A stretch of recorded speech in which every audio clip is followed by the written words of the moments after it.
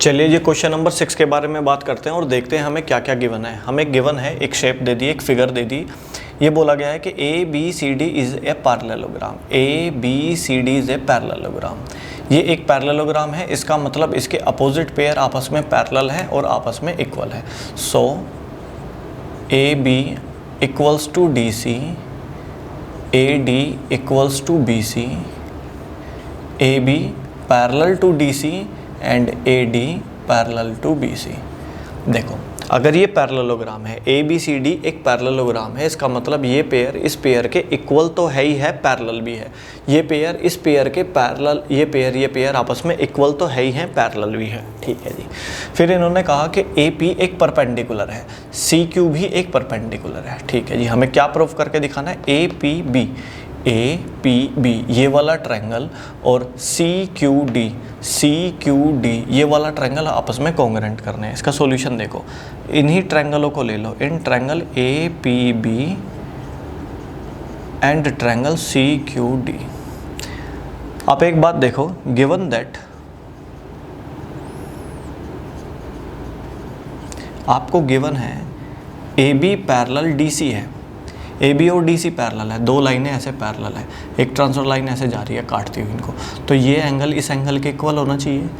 ये line parallel है, ये एक ट्रांसफर लाइन है काटती हुई जा रही है, तो ये एंगल और ये एंगल आपस में इक्वल आना चाहिए। जहाँ पर भी जेड बन रहा है तो मैं इनके नाम रख लेता हूँ, एंगल 1 और एंगल 2। तो हम लिखेंगे कि angle 1 equals to angle 2, alternate interior angle. ठीक है जी, पहली बात हो गई। दूसरी बात देखिए, ए पी बी में यहाँ पर मैं एंगल 2, ए पी बी की साइड में एंगल 2 लिखूँगा और सी क्यू डी की तरफ मैं एंगल 1 लिखूँगा। ठीक है जी। दूसरी बात देखिए, इस ट्रायंगल की length A B equals to, इस ट्रायंगल की लेंथ ए बी, इस ट्रायंगल की लेंथ ए बी जो लेंथ है इस ट्रायंगल में आ रही है, तो ये लेंथ ए बी और इस लेंथ के इक्वल है। और ये लेंथ किस ट्रायंगल में आ रही है? सी क्यू डी ट्रायंगल में आ रही है, तो सी क्यू डी की डी सी लेंथ के इक्वल है। ये गिवन में पढ़ो, क्योंकि ये गिवन है पैरेललोग्राम, तो ये बातें हमें गिवन मानी जाएंगी। ठीक है जी। दूसरी बात देखते हैं, इस ट्रायंगल का एंगल पी 90 डिग्री है, क्योंकि ये परपेंडिकुलर बोला है, और इस ट्रायंगल का एंगल क्यू 90 है, एंगल क्यू 90 है, ईच 90। परपेंडिकुलर क्या होता है बच्चों? 90 डिग्री का होता है, तो ईच एंगल 90 डिग्री है। ये वाली कंडीशन हो गई।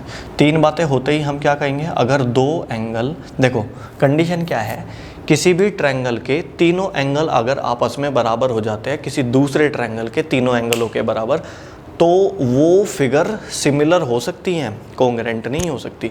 कॉन्ग्रुएंट होने के लिए कम से कम एक लेंथ होनी जरूरी है, और कम से कम एक लेंथ तो है ही हमारे पास। भाई अगर किसी ट्रायंगल के दो एंगल किसी दूसरे ट्रायंगल के दो एंगल के इक्वल है, तो बचा हुआ तीसरा एंगल के इक्वल होगा ही होगा। देखिए ये एंगल इस एंगल के इक्वल, ये 90 इस 90 के इक्वल, तो ये वाला एंगल जो बचता है और इधर ये वाला एंगल जो बचता है, ये आपस में रिमेनिंग एंगल आपस में बराबर ही बचते हैं। नहीं तो आपको ये बात ध्यान रखनी है कि किसी ट्रायंगल के दो एंगल किसी दूसरे ट्रायंगल के भी दो एंगल के इक्वल हों और कोई एक लेंथ इक्वल हो, तो वो फिगर कॉन्ग्रुएंट हो जाती है। ओके जी, ये फिगर कॉन्ग्रुएंट पढ़ी जाएंगी। अब कैसे, कौन कौन सी? एंगलों की वजह से नाम अच्छे से बना सकते हो आप, नहीं तो जो उन्होंने बोला है वही लिख सकते हो। A P B congruent triangle C Q D, इसको मैं कहूँगा एंगल साइड एंगल। मतलब जब दो एंगल बराबर हैं तो तीन एंगल तो बराबर होंगे, तीसरा बचा कुचा एंगल दूसरे ट्रायंगल के तीसरे बचे कुचे एंगल के बराबर तो होगा ही होगा। इस कंडीशन को आप ये बोल सकते हो एंगल साइड एंगल। जब दो एंगल बराबर है, तीन तो बराबर होंगे ही होंगे, और कोई ना कोई एक साइड उनके बीच की ही बराबर है, ये किन्हीं दो एंगलों के बीच में ही आएगी ये साइड, तो आप लिख सकते हो इसको साइड एंगल साइड, या एंगल साइड एंगल, या फिर साइड एंगल एंगल, कैसे भी लिख दो, आपको ये सही मानी जाएगी। अब अगर ये कंडीशन आ जाती है तो देखो, पहली दो ए पी इक्वल्स टू पहली दो सी क्यू के बराबर आना चाहिए by C P C T. ये आपका प्रूव हो गया सेकंड केस।